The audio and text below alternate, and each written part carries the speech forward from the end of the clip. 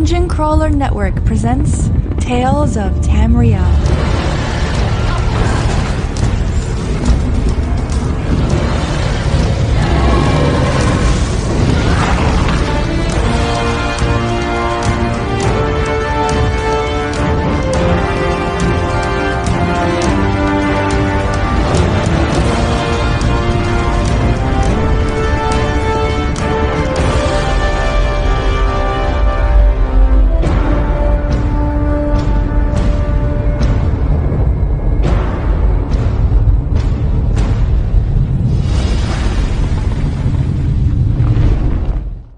Greetings and well met, ladies and gentlemen, and welcome to episode 112 of Tales of Tamriel, brought to you by the Dungeon Crawler Network, and of course, our sponsors over at patreon.com/Dungeon Crawler Network.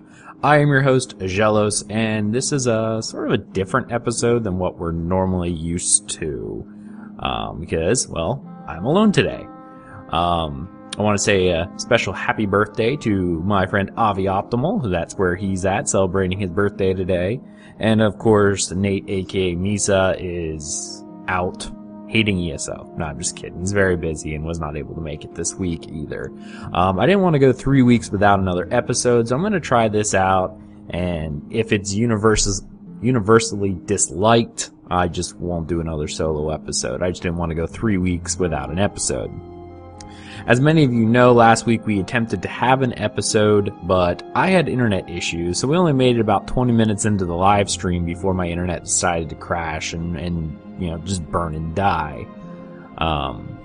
We did announce our winner of the Crown Store pack giveaway. That was the YouTube user John Lee. Sent him a message and he got his code. We're going to give away another Crown pack at 1,500 subscribers on the YouTube channel, so keep that in mind. I wanted to make sure I said that again because people who were there live heard the announcement, but not everyone, because unfortunately we didn't release an entire episode. We attempted to do a studio recording, but my internet issues continued throughout the recording, and after several attempts and getting disconnected from Skype and just overall being frustrated with the quality of the show, I decided I'm scrapping it for the week because I would rather not have a show than put out something that was not good. And obviously, with being upset that the technical difficulties that we were having, I was disjointed. All of my content was kind of all over the place. It just was not a good situation. So we did not release our episode like we said last week. Now, with that being said, I didn't want to go another week because we got a lot of news. So what I'm going to do is we're just going to go ahead and shout out some news here, talk about a few little things, keep discussion pretty much to a minimum because it's not much of a discussion if it's only one person. I might give my opinion, but that's how it's going to be. Alright, a couple news for quick to mention. There was a patch on the US mega server and the EU mega server PC side, patch 2.4.9. I know consoles got this at one point. It was just a small incremental patch that included a couple fixes for audio, some quest stuff, some trials, and the momentous system. Patch was about 105 megs. It wasn't anything real big. There was just a handful of quests that were not working as intended. Of course, there were some audio issues with characters not having vocalizations, so that was supposedly fixed. And the door leading to the serpent in the veteran sanctum Ophidia will now properly open after this serpent resets. So there were some issues there. Wasn't much of a patch, just a little thing, and honestly, that's awesome because you don't want to see these incremental patches being huge. That just means there's lots of bugs. Doesn't necessarily mean there's not a lot of bugs now. As our console friends would know, I know they're having some real issues with loading screens and black figures and crashing and all of that. But that's what they fixed this week. So maybe you do want these notes to be a little bigger. The other big news that we had this week was that patch 2.5.0, which is the update 11, the Argonian pack, the Shadows of the Hist, came on the PTS. So if you're not on the PTS, you may want to hop on there and do some testing. They got the 2 new dungeons. I cannot remember their names for the life of me right now, but hey, whatever. 2 new dungeons, including that, as well as the costume dyeing for the ESO Plus memberships. And as well as the style parlor, Capturable Towns in Cyrodiil, improved Undaunted loot, and a couple of redone racial passives. There are a couple good YouTubers out there that I like to frequent when I want to see this. You can check out Outcast. He's from the Guild Hodor on the EU Mega server, one of the world first guilds for clearing trials, and he's done several videos for the Shadows of the Hist, kind of talking about and analyzing the different racial changes. Thank goodness my Nord finally is getting a little bit of an update. I wouldn't switch to Redguard anyway, but hey, you know, it is what it is. We got a little update there.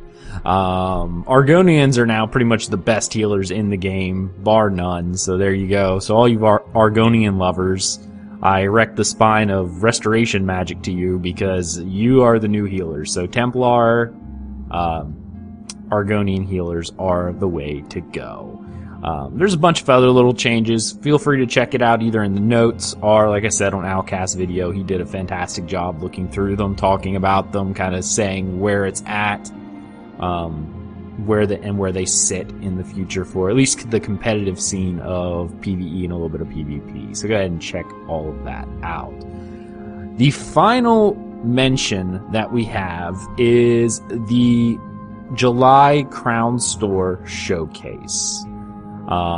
With this showcase, they are finally releasing the Breton hero armor that was inspired by the Three Fates cinematic trailer, as well as the first two Imperial costumes from their Tales of Tamriel series. We're also getting Priest of the Green, the Rumir waterfront casual wear, Cyrodiil tunic dress, a couple Imperial sides, as well as the Doom Wolf, which we saw data mined earlier, and the Colovian Badger. So there we go. I expect to see a lot of Honey Badger references in the chat in the future. They're also adding the Turquoise Nixid pet this July, and they have the dates on the official Elder Scrolls Online page. So if you're interested in when most of them are going on sale, most are going on sale on the 7th for the Nixed, the Badger, and a few of the others. The hero costume goes on sale from July 21st to the 25th, and the Doom Wolf is the same thing. So both of those are limited time pets, or mount serve costumes, so you might want to pick them up if that's something that interests you. The other thing is the other two, the Cyrodiil and the Waterfront Casual Wear, both do not come on till July 28th. A few things to take note of with this is they are removing some of the existing Crown Store items, and all of these items are going to be removed on the 1st of August. So if you haven't got them yet and kind of been toying around with picking them up, you may want to do it sooner rather than later. These include the Desert Garden Gala Overdress, the Priest of the Green, which oddly enough is only coming in this month. That's kind of weird. Song of the Night Ensemble, the Toxin Doctor, which only came in last month, Treasure Hunter, which only came in like 2 months ago, and Tree Thane Ceremonial Dress, Tribal Shamans Pack, Winterborn Reach Costume Pack, and the Winter Scouts Pack. The Banded Gar Charger is also leaving, as well as the Baby Netch, the Banekin, the Blue Nixid, the Blue Oasis Frog, Bravil Retriever, Sanguine's Black Goat, and the Windhelm Wolfhound. They are all being removed from the game on the 1st of August. Now, I'm going to do a little opinion piece here, because one of the things that's kind of weird, and everyone knows I'm not a big fan of the Crown Store. I'm a subscription lover from way back when. I honestly believe that's the way MMOs should be. This buy-to-play, free-to-play, you know, bullcrap is just a huge money grab, and it really annoys me. That said, ESO is the better of them, but this is kind of a weird situation that they're having here. Several of these costumes are only being released for a month.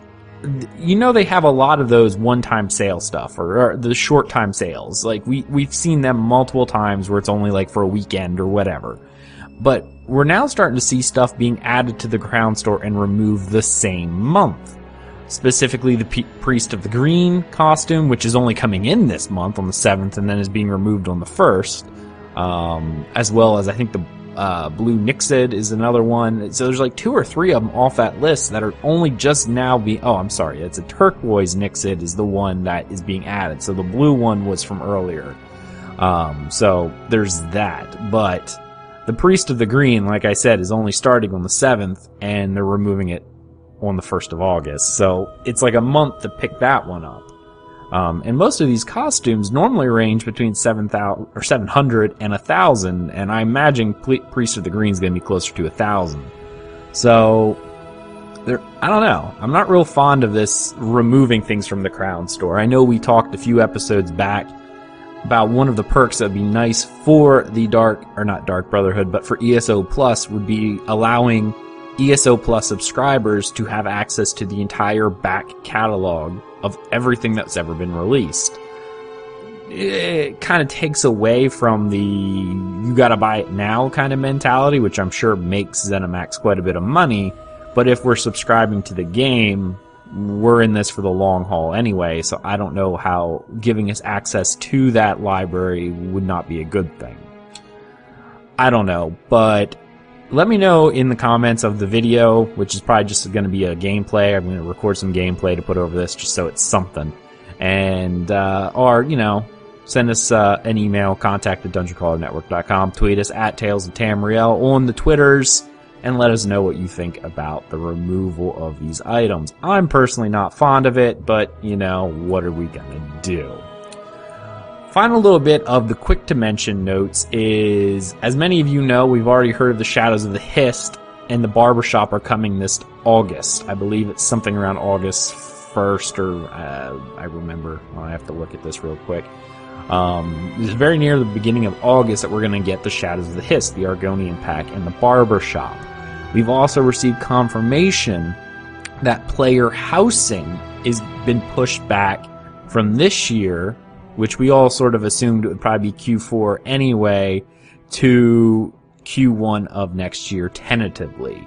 We don't necessarily know at this point. It's just been pushed back a year. I know we saw in the ESO live chat that they mentioned that housing was coming this year. That is no longer the case. It has been pushed back for a later release date. Probably the very beginning of 2017. So keep your eye on there. We're probably going to do another episode of Tales of Tamriel sometime, maybe next week, where we're going to show off some of the housing that is in the game. That will be mostly video, like a video type podcast, and we'll show the different housing that's been placed in with the Shadows of the Hist. They've already put the housing in several of the zones. You just can't access it. So we're going to walk around and show you guys. So keep that in mind. All right, we're going to move into the big news this week. Excuse me. One of the things we missed, and it was kind of annoying that we didn't get a chance to talk about, so it's kind of late, but during the Bethesda E3 event, they did announce that they have achieved 7 million active accounts. Now, we talked about this a little bit in the past, so congratulations to ZeniMax Online Studios for the 7 million players. It's still a very large milestone. That's 7 million box sales. They removed the I'm trying to think of the word I'm trying to say here. Some people are like 7 million sales. They removed all of the beta stuff. They removed all of this. It's only active accounts and box sales. Now, with that being said, that doesn't necessarily mean 7 million active players. It just means active accounts. Because when the game went buy to play, all the subscribers had their accounts turned to this buy to play, and they're active accounts. As long as you weren't banned for something, you have an active account. I've had several friends whom I bought the game for when the game first came out and they stopped playing, and they still haven't played. They haven't logged in a year, or greater, but they still have an active account, so they therefore count towards this metric. So, I mean, 7 million players, that's a nice little chunk of change for them. Especially if if they bought it full retail, $60 a box or whatever the case may be. That is a nice little bit there. I don't know if it's going to be close enough to meet what their production cost is, but with the ongoing subscriptions and Crown Store, I'm sure they probably made up quite a bit, if not already surpassed that and now in the black. But yeah, congratulations, awesome, 7 million active accounts. So there you go. One Tamriel was announced and will be coming this fall, taking the place of the proposed housing that we thought was coming in Q4. The nice part about One Tamriel, if you weren't aware of what this actually does, I've heard several people on less informed news sites who try to cover the meta of MMOs, not really understanding what this actually entails. People are like, oh, ZeniMax is just removing levels. They're not removing levels. You're still going to get levels specifically for the 1 to 50 and then champion points going after. What they are doing, however, is just using their Cyrodiil battle scale technology, whatever system, to upscale people to a rough version of veteran rank 16 or champion point 160, whatever you want to call it nowadays. It's always going to be veteran rank 16 to me rather than this CP nonsense, but that's essentially what they're doing. But if you've ever played on any of the Cyrodiilic campaigns, or even Hrothgar, Hughesbane, or the Gold Coast as a low level, you'll know that even though you have the stats of a VR16 to a certain extent, you don't have the champion points, you don't have these other things, you are still significantly weaker than you would be if you were an actual VR16. So it's nice to be able to play with friends, but there's still going to be a level of progression in the game, and you will definitely feel it, I imagine, if you're trying to do some of the harder content in the game. But overall, very good patch. It really does bring the sense of an Elder Scrolls game, that freedom to go where you want, when you want type idea into it, and further remove the MMO level stigma of these are my 1 to 50 zones, this is everything else. It really does make everything feel like, as the name aptly says, just one Tamriel. Alright, they also released some news on Update 11 Shadows of the Hist. They gave us the launch details and some other things that are in there, including pricing, etc., etc. As of right now, if you have an ESO Plus membership, you automatically get it, but the DLC game pack will cost 1,500 crowns on the Crown Store for the Shadows of the Hist. They are releasing a collector's edition, collector's bundle, I should say, for 2.5k crowns. That includes the 2 dungeons, 5 experience scrolls, the 1 Histguar, and the turtle pet that they have on there, the Histguar and the Haj Mata hatchling pet, which is a miniaturized version of one of the bosses in the dungeons. So there you go, guys. For 2.5k crowns, you will get that. Now, I'm going to try to find it on here because they were saying... Oh, also with this includes the Style Parlor, which allows us to, with crowns, purchase these little tokens to allow for name changes, style changes, or race changes. Now, with that being said, the appearance tokens allow you to more or less open up the character creator again and make your changes.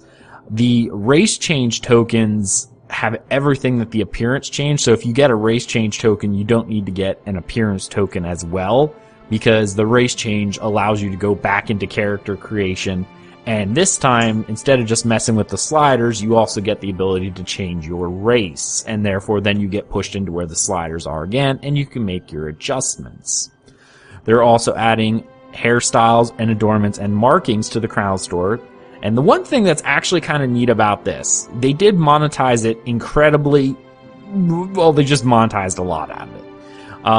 But it kind of seems like it's the better of the routes. And the reason why I'm going to say this is people are saying they wanted this in-game, which I would have as well. I'm always, everything is in-game, and I wouldn't mind spending a little bit of money. In-game money, mind you. But how this is going to work is they've added hairstyles, adornments, and markings to your collection tabs. So when you purchase a hairstyle or a marking or an adornment or a tattoo, whatever it happens to be, those items get put into your collections menu, and you can actually change your appearance, like your hairstyle and things like that. You know, your adornments, your tattoos, or your hair at will, by just opening up your collection menu and going, okay, I feel like having a beard today, and all of a sudden there it goes. So you're not able to adjust sliders like you can with the appearance token, but you can change how your hair and everything works by just clicking it in the costume, or in the costume menu, essentially. That brings us to costume dyeing. Now, this is an ESO Plus exclusive, which is awesome. ESO Plus Master Race all the way. That's right. What they're essentially going to do is they're going to allow you to dye your costumes in this game. Now, the trick is, if you're not an ESO Plus subscriber, you have to buy these little dye stamps that come in pre-arranged colors that you can dye your armor. You buy them as, an ad hoc kind of deal. If you're an ESO Plus subscriber, though, you can go to a dye station, like where you go to dye your armor, and you can dye your costumes using the dyes you got from achievements, etc., etc. Definitely a lot more robust, and it's a nice little way of making people go, hey, maybe I should just sign up for ESO Plus. With that, the base patch includes console chat, which is finally console text chat, finally coming to consoles. The hard mode and normal mode revamp of Arthurian Archive and Hel Ra, similar to what they did with Sanctum Ophidia and the Dark Brotherhood, which is an awesome, very welcome change. They're updating Dragonstar Arena to VR16, Archant Point 160, whatever, and revamping all the rewards. So I know a couple of my guildmates and I have hopped into Dragonstar Arena recently to clear it and get some practice in for when this gets updated. Cyrodiil town capture system is now being added. They added 3 towns to Cyrodiil with which to capture, and it allows for another spawn point for the Alliance War. With that being said, inside these towns includes various vendors that sell purple quality items that you may want to pick up. A lot of these PvP sets, such as Ravager, etc., are getting bumped up to CP 160 as well, and will be sold there. They are increasing our champion points by another 30 points. That's 10 in each line, the warrior, the thief, and the mage. So we'll be able to go from 501 to 531 now is the new CP cap with the Shadows of the Hist. They also went about and rebalanced a bunch of the racials, which I talked about earlier. Again, go check out Outcast video, special plug for him,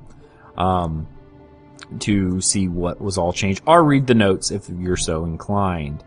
A few other things: improved face effects and animations, changing the way clothier surveys work. You now actually get a leather one as well as a cloth one, so you're not inundated with cloth but always short on leather. So it's a few other little things, including a few new crafting styles which are coming in, including Akatosh. I'm not really sure what that looks like yet, but I'm actually really excited about that. Dark Brotherhood, Domithra, and the Minotaur. They're probably in the game already. Domithra, of course, is what you've seen and what drops out of Maelstrom Arena, Maul of Lorcage, that kind of black with a little bit of blue accented gear. Minotaur is in the game already as the Mora House set. So if you can get a hold of that in game, that's what it looks like. And of course, Dark Brotherhood speaks for itself. Akatosh, again, I believe drops out of Maul of Lorcage and will be craftable. Alright guys, make sure you hop on the PTS, take a look at that, and go from there. They gave us another first look where they're showing off a little bit about all the different Update 11 stuff, which we kind of covered in greater detail, but if you wanted to see their first look, that is on the website now. Gives you a brief little overview, but honestly, you should just listen to our show and be done with it, because that's the way it goes. Alright. The last little thing I want to talk about is a couple discussion topics here for Update 11 with the new crafting styles that were found. There, of course, was Akatosh, Dark Brotherhood, Domithra, and Minotaur. And we mentioned it earlier, but knowing how this is probably going to work is they'll probably include drops out of the different delves as well as the... oh, why am I drawing a blank? Oh, the world boss is similar to how they do it in all the other ones, so keep your eyes out for that. I had a couple discussion topics, but I don't think I'm actually going to cover them in great detail this week, just because discussion topics are very open-ended, and I could give you my opinions, but it's a lot more fun to hear from our other hosts, so I'm going to go ahead and save some of that stuff for the next week. I want to thank everyone for listening. I know this is kind of a short episode. It's nothing real long, nothing real special, but I didn't want to go another week without giving you something. So I wanted to cover a little bit of the news we had this week and let you know that we're going to come back probably next week with a little bit of a special episode showing off some of the different housing locations. For podcast listeners, please keep that in mind that if you're I'm going to try to be as descriptive as possible when talking about these things, but for episodes like that where we're in game, it might be more beneficial to actually come on and watch the video on YouTube if you're interested in seeing what the houses look like. We'll probably add in a little bit of discussion so that our podcast listeners aren't left out in the dark, but we'll do what we can do. All right, guys, thank you so much for joining.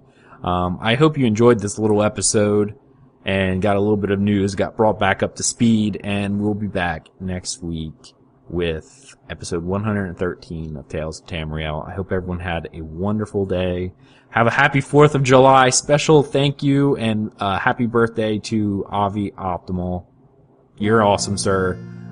Missed you this week, and we hope to see you next week. Have a good birthday, buddy, and we will see everyone later. The serpent lights the ancient sky of red, of tainted stars.